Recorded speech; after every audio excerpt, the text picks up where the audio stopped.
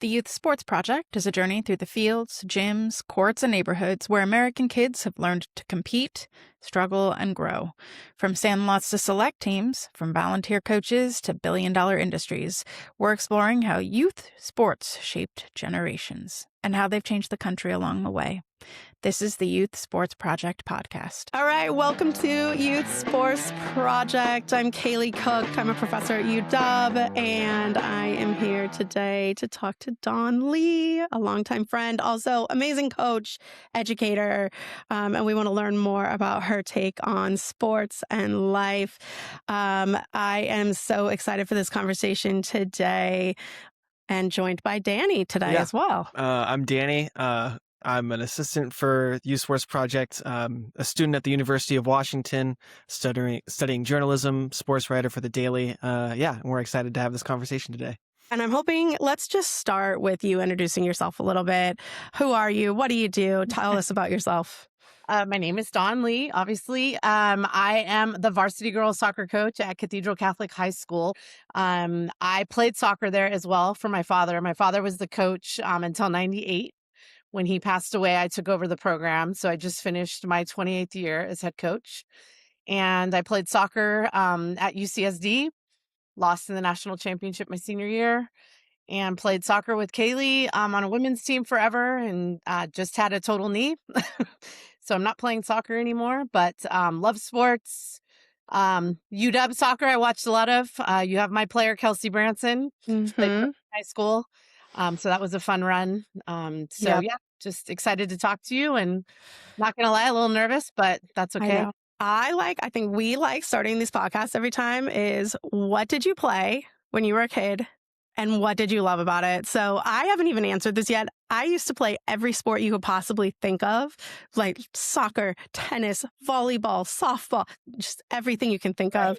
But I think back to the best part of youth sports was really the people that I got to hang out with. And that's why I started thinking about talking with you, Dawn.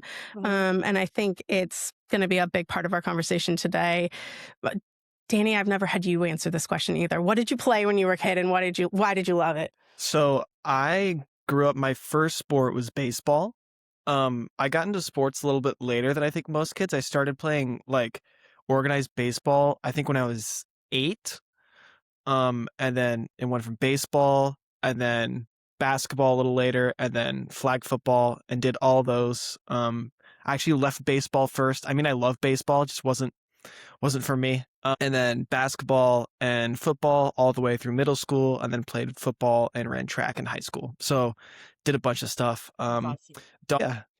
All right, Dawn, I want to hear your answer. Like I don't know that I've known Dawn a long time. I think more people think that I've played more things than I did. I started playing soccer at 5. And just the little rec league by my house. And that's when my dad got his coaching debut, because they needed a coach, and that's just how it worked back in the day. And then him and his buddy kind of started, they were just with a club and kind of just started a team, the Brats.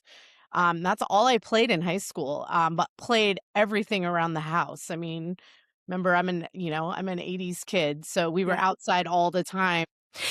Well, I think this is a good segue into talking about what we're going to talk about today. But I think the things that we talk about in relation to sports are usually like club sports, right? Like the specialized things that we do outside of school. But one thing that I love about your perspective is you're sitting with the high school kids and seeing this change firsthand. Who's still playing? Who's not playing? I mean, it's a little bit of a different conversation in a private school than it is a public school, but what are you seeing in high school sports? How are they different? And kind of what's happening right now in that space?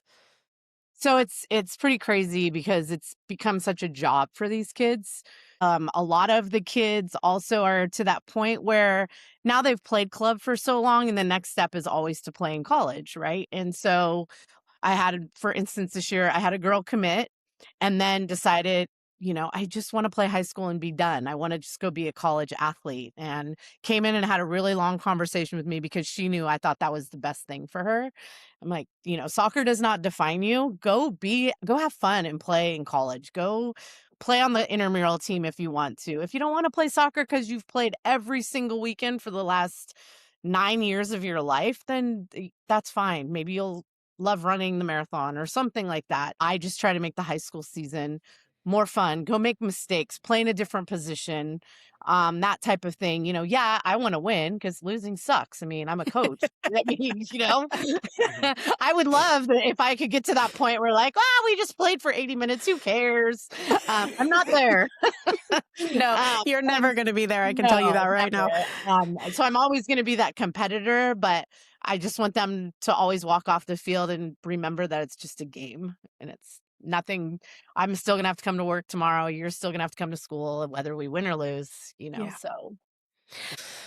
I think that what's so difficult is kind of convincing, and it's not my job to convince anyone, but I have these conversations relatively often because Right. people know we're doing this project and we talk a lot about what sports are for, right? And I'm Right. sure you're having these conversations too, Danny, where people are like, what are you finding out, right? Right. And the one thing that seems to come from every one of these conversations is about identity, right? Mhm. And Don, you're an educator, like you understand the whole goal is to develop humans, right? Humans that are happy, healthy, well-adjusted, and able to contribute both for themselves and for society.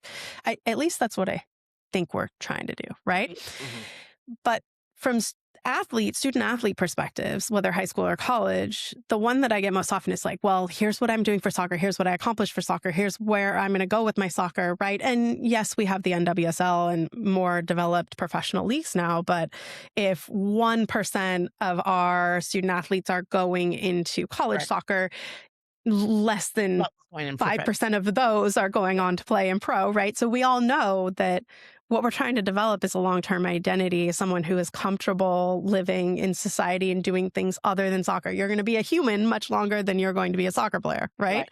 Mhm. You're one injury away from not being a soccer player. Yes. Yeah. And yet it is 99% of someone's identity. And I'm Yeah. trying to kind of make sense of like, is that coming from the kids? Is that coming from society? Is it coming from parents? Is it coming from coaches? Where is it coming from? I think it could be coming from a combination of a lot of them. I know for me, especially growing up, when I was younger playing a lot of youth sports, my dad was always my coach for a lot Yeah. of sports, especially for basketball and football. And he always kind of stressed to my brother and I have a twin brother, so we did everything growing up together. He was always stressing like, just play the sport because you want to. And if you don't have fun doing it, you don't have to do it anymore. Like Right. you can focus on other things. It doesn't define, who you are. Right. So, and I think that having that mindset from the people who are in charge changes a lot, especially when you're really young and more Right. impressionable. You're like, you know what? Yeah. Having that message when you're a young kid is super helpful later in life, because sports obviously don't last forever for a lot of people. So, Right. Okay, so I think what's really interesting and this is what I was kind of trying to get at, is like we're seeing a drop in participation in high school athletics, which is for fun, supposed to be participation based, right? Like I think we used to cut a few people when I was coaching with you, Yeah, but and I'm cutting. It just depends because we have 3 full teams now. yeah. And mean, so we I'm did when cutting about when I 20 to was there. 30 girls, depending. That's still a lot, but I in know. general, it used to be that anyone who wanted to play could play. Right. Right. And that was kind of the ethos of high school sports. It was, or at least Correct. middle school sports. Everyone gets a chance to try it. Right. And now when we look at the data, we see from 12 to 14 years old, we'll just use the data on women, more than half the girls in that age group drop out of participation in those sports between those ages, right? Mhm. We know this is a problem for lots of reasons. It's a public health problem. It's an exercise problem. We know that it's a community problem. We're not building those relationships in the same way. We know it's a problem for lots of reasons. So as a high school coach, you're kind of seeing them like right after that age group. What are you noticing that's different, whether comparing it to your own childhood or for a couple decades back when you were coaching, because you've been coaching for so long? Right. What are you noticing about those kids? I just think, like I said before, part of it is soccer has become a job. Yeah. And so I think that some of them also just kind of got pigeonholed. Oh, you're pretty good, but you've never tried anything else. So when I first started at Union Cathedral, I used to have to, and Caley, when you were coaching with me, remember we used to have to wait for the volleyball team to finish their playoffs till they could come to tryouts, because volleyball always yeah. because we had so many good soccer players that Yes. played volleyball Yeah. and or even field hockey, but our volleyball teams have always been very good. Yeah. And so we used to have to wait, like, oh, well, I'm going to have tryouts, but we still have like 8 or 9 girls coming to try out, and they're very good athletes, that type of Yeah. thing. And then some of our kids would then go off into, track or whatever like that. Most of these girls now have only played soccer. That's it. Nothing else. And you've got, the fast runner. You've got, I mean, there's just so, and it hurts my heart that they're, even though that's all I played, it was also a different time. It was just like, Yeah. whatever. Now I would have probably run cross country after I coached cross country, or I coach golf here. I would have played golf, just so many different things that I just wasn't introduced to with my family. And so anyway, I just think that they're just pigeonholed into this one thing, and they never really try anything else. And they're told that they're good. And that, I think that's Yeah. great, but it might not be the thing that when they were 6 or 7 or 8 that's exciting them as much anymore, which is why I think some of them do look forward to high school, because now they get to maybe be the big gun at high school, Yeah. or just a leader, or play a different position where they know they've played for me and they know how I coach. Stern, but we're just going to have fun type thing, because I want them to still appreciate the sport. Yeah. So I think that's one of the bigger things. It's like, how could they ever try golf if club soccer has them scheduled to the teeth every Yeah. single day of the week? I feel like that could be kind of the opposite too, where sometimes it is the parents who say, okay, you want to go to college for soccer, you have to do all of this on the side, right? They're the ones who are dictating the kids' schedules, even if they Yeah. don't like it. So I feel like that's kind of twofold in that sense too. Absolutely. Well, and Absolutely. I think what's so crazy is, like, in order to change this system, we have to change our behavior as parents really early. Like, Yeah. my kids just turned 7 not long ago, and we have to make decisions now that are going to set the tone for what's allowed later, right? He plays fall soccer in the rec league. He's fine, right? Yeah. Like, he's having a good time. I stay out of it. I clap my hands, and we go home and we have a Capri Sun, right? Right. And he's like, I've been playing soccer every day at recess. I want to play indoor in the winter. I want to do year-round soccer. And I thought about it. And I was like, I cannot, after the research that Danny and I have been doing, I cannot let you do that at this age. I'm sorry. Here's why. You don't understand any of it, but here's why. It's an awful conversation, because your kid's like, well, I like something. Why can't I do it? And maybe we'll change our mind at a different point, right? Yeah. But right now, he is playing something different at recess. He's going and trying different things in the neighborhood. He's learning to ride his bike a little bit better, right? And these kinds of things are happening. So I bring this up not to, like, talk about my own story, but, like, this, if we want this to change, this has to change with parents of young kids, and it has to be a perspective change, right? Well, Okay, this is the perfect segue for my question that I actually want to ask you, because you're seeing a lot of different sports in high school. And I think you're, like, with your nephews and with all the people that you know, I think you know a lot of different sporting environments. Is this a soccer problem, or is this an every youth sport problem? Is this a bigger problem in soccer? I obviously see that the most, but I think club volleyball is insane also. Yeah. Our volleyball team, has been multiple state champions, and they're very pigeonholed in, it's very every weekend. It's they're traveling all over the place, going to these showcase tournaments. So I'm almost certain it's youth sports. I don't think it's I don't think it's just soccer. I mean, it can't just be soccer, because it's a moneymaker. So it's got to be every sport. Yeah, and private capital has gotten a hold of the sports industry complex, and that's changed so many things. I got an email this morning from one of the newsletters that I follow, and it was looking at kind of participation and paths, right? Like, we know we have participation numbers. We want those numbers really high when kids are little, because there's a lot of benefits for them. And then once they get into middle school, that path starts to narrow, right? The teams become less plentiful. helpful. As you talked about, rec Right. leagues become harder to find. And then once you get to high school, that's maybe not possible.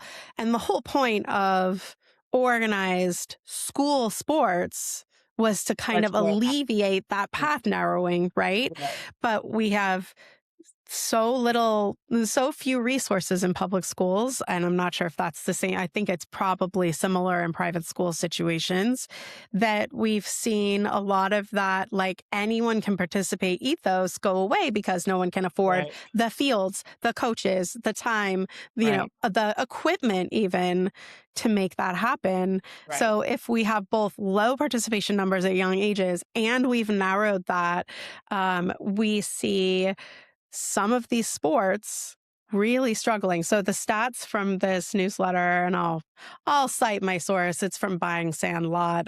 Kyle Scott and James Cratch. They do a newsletter around youth sports and sports business, but they are looking at youth tennis, which I think is actually pretty similar to what we're talking about.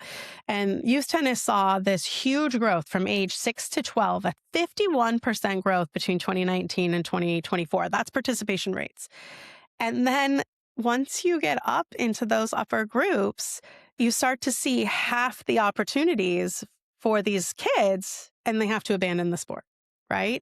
Oh, that makes I sense. don't know what the solution for that is. Right. I really don't. Yeah. Sad Well, I mean, times. maybe, yeah, it's probably, not upkeeping the local. I mean, I don't even think I live right across the street from my elementary school, and like they used to have a tennis court. I don't have a tennis court. They definitely don't have one at my middle school anymore. Yeah.